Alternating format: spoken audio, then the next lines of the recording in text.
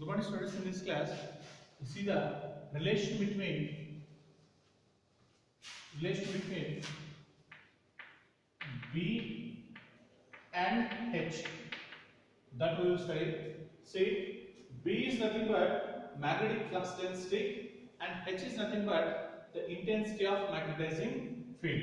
Now, how they are related? You see in this graph one by one. See, hysteresis curve is nothing but the lagging of B with respect to H is called hysteresis curve. The lagging of B with respect to H is called hysteresis curve. Now, in this diagram, the intensity of magnetizing field I have taken along x-axis. The magnetic flux density I have taken along y-axis.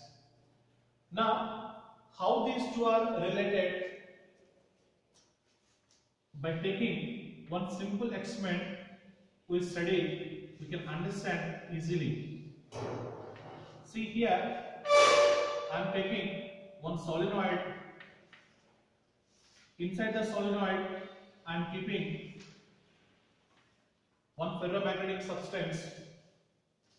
Now, if I am increasing the current, through that solenoid, then what is happening?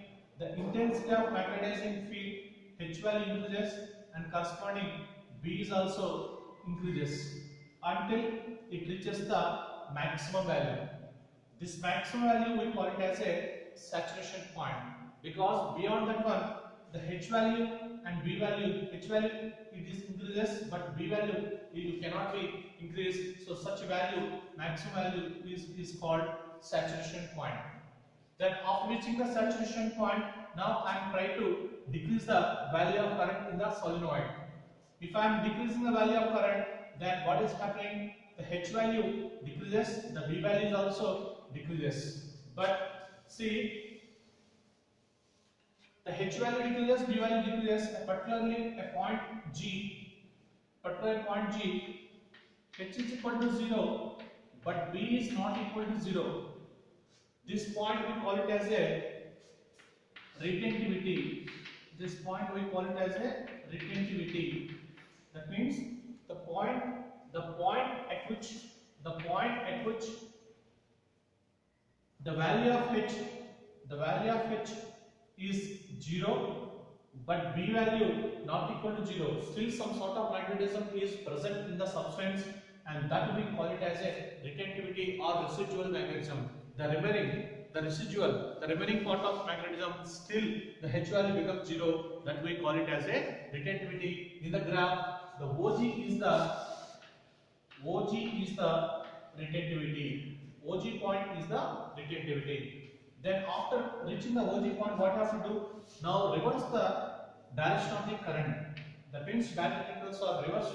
If I am reversing the current, what is happening? Then H value decreases, the B value decreases. They are increasing in the negative cycle, that is in this order, and reaching the point C. At the point C, what is happening? H is not equal to 0, but B is equal to 0, and this point we call it as a coercivity.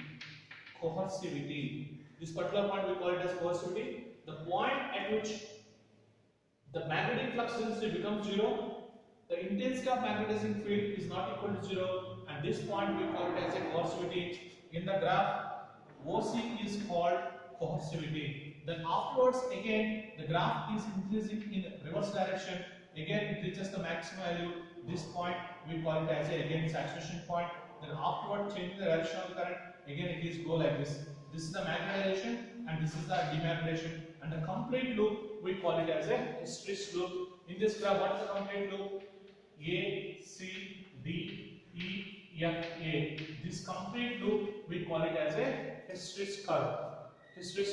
Now from this hysteresis curve, we can know by observing the properties of retentivity, coercivity, permeability. By using these properties, we can know which material is useful to make the permanent magnets, which metal is useful to make the electromagnets. See, for making permanent magnets,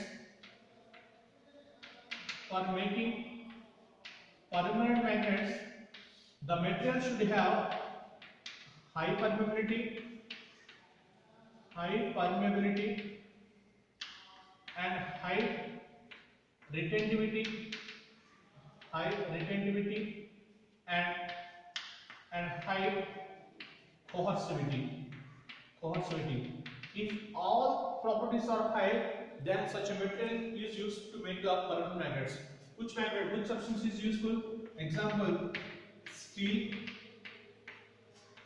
oligo, that means aluminum, nickel and cobalt combination, that alloy useful to make the permanent magnets. If permeability is high, retentivity is high, coercivity is high. If all the properties are high, that is useful to make permanent magnets. And how can you make the electromagnets?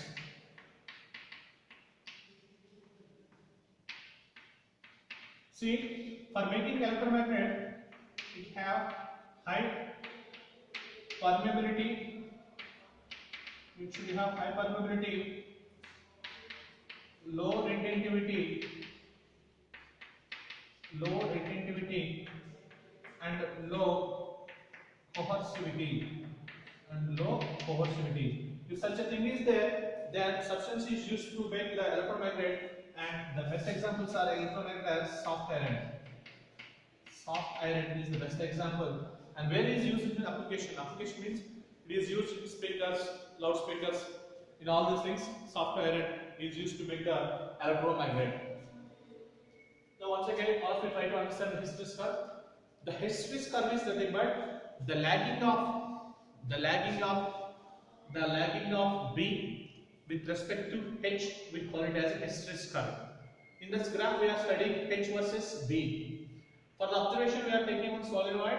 In the inside the solenoid, I am keeping one iron rod which is connected to battery. If I am closing the key, current is increasing. H value, B value both are increasing linearly. It reaches the maximum. This we call it as saturation point. After reaching the saturation point, what I am doing, I am trying to decrease the current, and slowly H is decreasing, B is decreasing. But at this particular point, the B is not equal to 0. Magnetic flux density is not equal to 0, but H becomes 0, and this point we call it as a retentivity. The point at which H is equal to 0, B is not equal to 0, that point we call it as a retentivity, or simply residual magnetism. After the point, changing the direction of the current, that means terminus change it, then again it is increasing in reverse negative cycle. At a particular point C, B is equal to 0, H is not equal to 0, and this point we call it as a retentivity. The point at which H is not equal to 0 and B is equal to 0, that point we call it as a coercivity. In the graph, OC is the coercivity. Again, the magnetic value is increasing in reverse direction. Then afterwards, again, the direction of current is changing. So like this, magnetization and demagnetization both are happening in this hysteresis curve. By studying the hysteresis curve, we can know which material is useful to make the permanent magnets, which material is used to make the electromagnets. The material should have high permeability, high retentivity, high coercivity. Those are useful for making the permanent magnets. Example: steel, oligo, and the material which have high permeability, low retentivity, and low coercivity, they are used to make the electromagnet, and it is soft iron. Best examples are loudspeakers.